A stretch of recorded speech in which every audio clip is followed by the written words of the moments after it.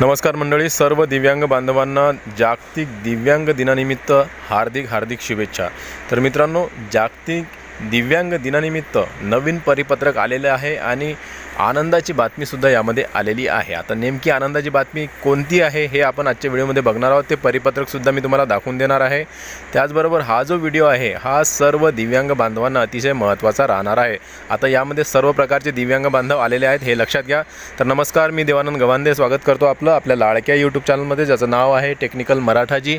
या चॅनलवर जर तुम्ही नवीन असाल तर चॅनलला सबस्क्राईब करा, व्हिडिओला लाईक करा आणि शेअर करायला विसरू नका। चला तर आजच्या व्हिडिओला सुरुवात करूया आणि जाणून घेऊया सर्व माहिती।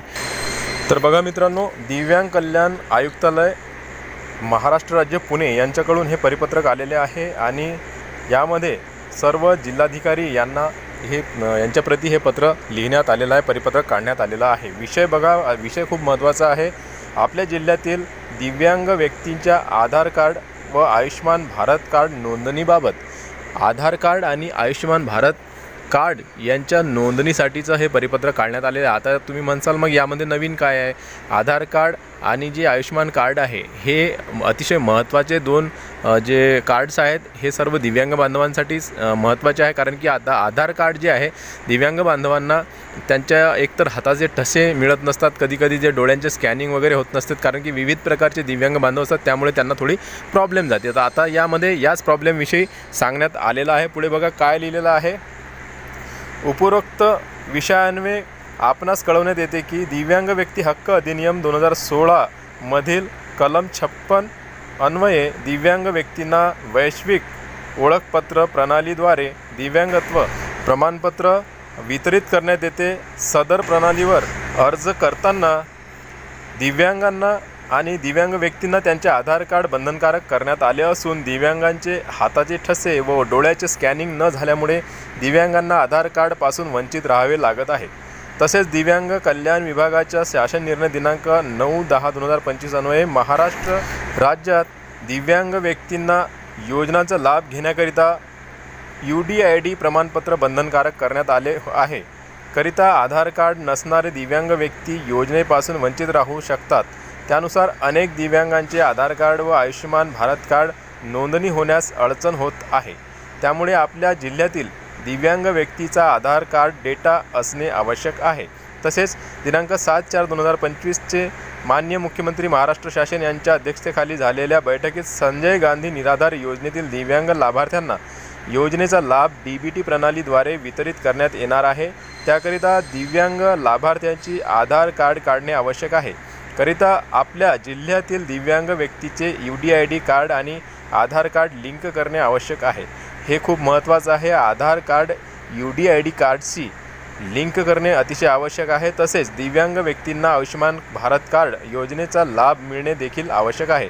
करिता याबाबतची माहिती खालीलप्रमाणे प्रपत्रामध्ये विलंब दिव्यांग कल्याण आयुक्तालयास सादर करावी।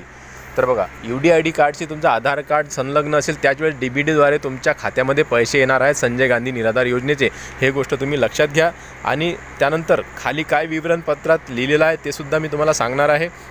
तर महत्त्वाचं काय आहे की तुमचं जे आधार कार्ड आहे व्यवस्थितरित्या बनलं पाहिजे, कारण की ज्या व्यक्तींचा डोळ्याचं स्कॅनिंग व्यवस्थित होत नाही किंवा मग हाताचे ठसे व्यवस्थित उमटत नाहीत किंवा इतरही प्रॉब्लेम होतात, तर त्यासाठी हे परिपत्र काढण्यात आलेलं आहे। तर आता त्यामध्ये काय सांगण्यात आलं आहे हे मी तुम्हाला सांगतो।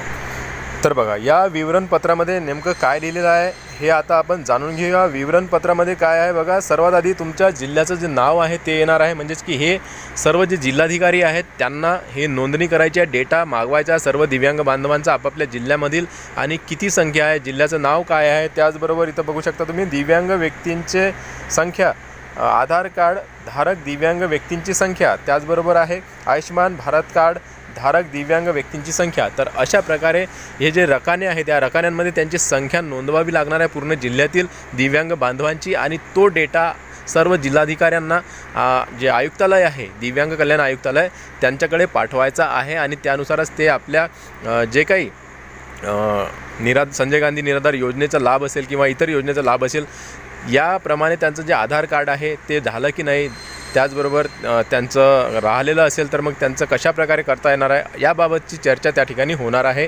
आणि अशा प्रकारचं हे परिपत्रक त्यांनी काढण्यात आलेलं आहे। म्हणजे हा जो डेटा जाणार आहे वर आयुक्तालयापर्यंत, त्यामध्ये दोन गोष्टी होणार आहेत मित्रांनो. तर बघा, एक तर संजय गांधी निराधार योजनेमधील दिव्यांग बांधवांना जी अडचण होत आहे, DBT मार्फत त्यांचे जे अनुदान आहे त्यांच्या खात्यामध्ये व्यवस्थितरित्या येत नाही आहे, त्यासाठी हा जो डेटा आहे संकलन चालू आहे. आणि दुसरी गोष्ट म्हणजे ज्यांचे आधार कार्ड बनलेले नसेल काही कारणास्तव, डोळ्यांच्या स्कॅनिंगमुळे किंवा हातांच्या ठशामुळे किंवा इतर कारणांमुळे, तर त्यांचे आधार कार्ड स्पेशलीरित्या कशाप्रकारे काढता येईल याबाबत सुद्धा त्यामध्ये निर्णय घेण्यात येणार आहे. तर अशा प्रकारचं हे परिपत्रक आल्यानं मोठी आनंदाची बातमी सर्व दिव्यांग बांधवांसाठी. तर हा व्हिडिओ जर आवडला असेल तर नक्की चॅनलला सबस्क्राईब करा, व्हिडिओला लाईक करा आणि तुम्हाला काय वाटतं याबद्दल नक्की कमेंट्स करा. भेटू पुन्हा नवीन एका व्हिडिओमध्ये. तोपर्यंत जय महाराष्ट्र.